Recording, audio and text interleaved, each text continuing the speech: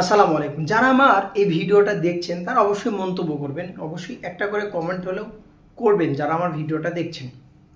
হান্নান সরকার কালকে একটা পোস্ট করেছিল ফেসবুকে, যেখানে তিনি পোস্ট করেছিল যে আমি পঞ্চপাণ্ডবকে নিয়ে অর্থাৎ সাকিব, তামিম, মুশফিক, মাশরাফি, মাহমুদুল্লাহ রিয়াদ এদেরকে নিয়ে এমন কিছু বলবো যেটা এর আগে বাংলাদেশ ক্রিকেটে বা বাংলাদেশে এরকম কোনো কিছু বলেনি। শেষে সেই নিউজটা সামনে আসলো, যেটা যে অন্য দেশে যে জিনিসটা হয়, যারা লিজেন্ডারি ক্রিকেটার, যারা লিজেন্ড ক্রিকেটের, মনে করেন বিশেষ করে আমি এই জিনিসটা দেখছি, যেটা ফুটবলে দেখছি বেশিরভাগ।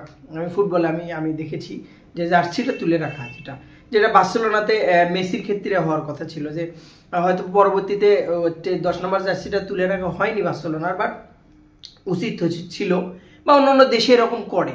তো বাংলাদেশে সে একটা নতুন প্রস্তাব দিয়েছে, তো প্রস্তাবটা আমার কাছে মোটামুটি ভালো লেগেছে, যার জন্য সেইটা নিয়ে কথা বলা। কারণ এই জিনিসটা সবাইকে ছড়িয়ে দেওয়া বা নিয়ে এখন বর্তমানে ক্রিকেটের যে অবস্থা, বাংলাদেশ ক্রিকেটের যে অবস্থা, এখন প্রশ্ন অনেকে আমাকে করবেন যে ভাই তারা তো কোনো কাপ নেয়নি আইসিসি থেকে, তাদের যে কোনো একটা অ্যাচিভমেন্ট বড় কোনো পাওয়া বা সেরকমভাবে তাদের যে কোনো আইসিসি ট্রফি পাওয়া, বিশ্বকাপ জিতে এরকম কিছু নেই। আপনি একটা জিনিস নিজেকে প্রশ্ন করেন, যারা ক্রিকেট প্রেমী, অবশ্যই যারা ক্রিকেট প্রেমী তারাই ভিডিওটা দেখেন বেশিরভাগ ক্ষেত্রে।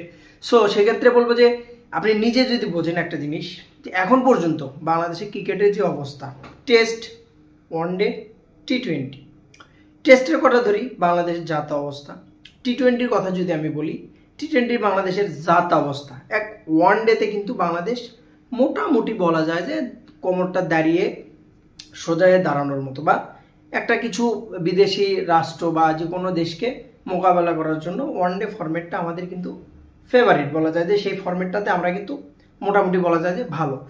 তো সেখানে দেখেন 3 ফরম্যাট মিলিয়ে বাংলাদেশ ক্রিকেটে এখন পর্যন্ত আপনি মনে করেন যে সেরকম কোন ক্রিকেটারটা আসছে যে ধারাবাহিক, কোন ক্রিকেটারটা আসছে যে তামিম ইকবালের চেয়ে ওপেনিংয়ে ভালো করেছে রান, যে কোন ক্রিকেটারটা আসছে যে মুশফিকুর রহিমের চাইতে মিডল অর্ডারে ভালো রান করেছে, এবং মিডল অর্ডারে ব্যাট করেও তার 10-12টা সেঞ্চুরি, ওয়ানডেতে 5-6টা 7টা 8টার উপর সেঞ্চুরি। মাহমুদুল্লাহর মতো ফিনিশার আপনি যদি দেখেন, নিউজিল্যান্ডের সাথে বিশ্বকাপে সেঞ্চুরিয়ান একমাত্র বাংলাদেশের ক্রিকেটারের ভিতরে একমাত্র মাহমুদুল্লাহ রিয়াদ। মাশরাফি বিন মুর্তজা ক্যাপ্টেন্সি যদি বলেন এবং দলকে যদি আপনি উজ্জীবিত করেন, সেই নামটা যদি বলেন, একমাত্র মাশরাফি এরকম ক্যাপ্টেন্সি এখন পর্যন্ত আসেনি। দ্বিতীয়ত সাকিব আল হাসান, যে লেজেন্ড, বলার কোনো অপেক্ষায় রাখে না। বাংলাদেশ ক্রিকেটে আগামী 20 বছরে 30 বছরে সাকিবের মতো ক্রিকেটার আসবে কিনা সেটাও সন্দেহ আছে। এই যে 5টা নাম, এদের রিপ্লেসমেন্ট আপনি কোথায়, এখন পর্যন্ত তো আমরা পাই নাই, তাই না? সো তাদেরকে হয়তো তারা কোনো অ্যাচিভমেন্ট করতে পারেনি, বাংলাদেশ কাঠামোগত দিক থেকে হোক, বাংলাদেশ ক্রিকেটের শারীরিক দিক থেকে হোক, যে দিক থেকে হোক পিছিয়ে, অনেকটাই এখন পিছিয়ে। সেটা আমরা পার্শ্ববর্তী দেশ আফগানিস্তানের দিকে তাকালে বুঝতে পারি, অন্য কোনো দেশের দিকে আমি যাব না। কারণ আফগানিস্তানের 8জন প্লেয়ার 57 কোটি টাকা পাবে এবার আইপিএল থেকে, যাদের একটা নিজস্ব মাঠও নেই খেলার জন্য, তারা কিন্তু 57 কোটি টাকা নিয়ে যাবে আইপিএল থেকে, অথচ বাংলাদেশের কেউ চান্স পায় না। সো সেদিকে না যে আমি যদি বলি, দেখেন বাংলাদেশে এখন পর্যন্ত যে অ্যাচিভমেন্টগুলো, ছোট 17 বছরের যেসব ক্রিকেটার, অনূর্ধ্ব 19-এর ক্রিকেটার, অনূর্ধ্ব 23-এর ক্রিকেটার, এবং আরও কচি বাচ্চা যারা ছোট আপনি বাচ্চাদের জিজ্ঞেস করবেন, তারা সাকিবের নাম, মাশরাফির নাম, মাহমুদুল্লাহর নাম, মুশফিকের নাম, তামিমের নাম ছাড়া অন্য ক্রিকেটারকে এখন পর্যন্ত ভালোভাবে চেনে না। এটাই সত্য। তাহলে সেদিক থেকে বোঝা যায় বাংলাদেশ ক্রিকেটে যদি আইকনিক কিছু থেকে থাকে বা লিজেন্ড কিছু নাম যদি থেকে থাকে, তাহলে সেই 5টা নামই কিন্তু আসবে। তো আর একটা নাম আমি এর সাথে অ্যাড করব, সেটা হচ্ছে ইমরুল কায়েস। ইমরুল কায়েসের নামটাও আমি অ্যাড করব সাথে 6 নম্বর নাম হিসেবে।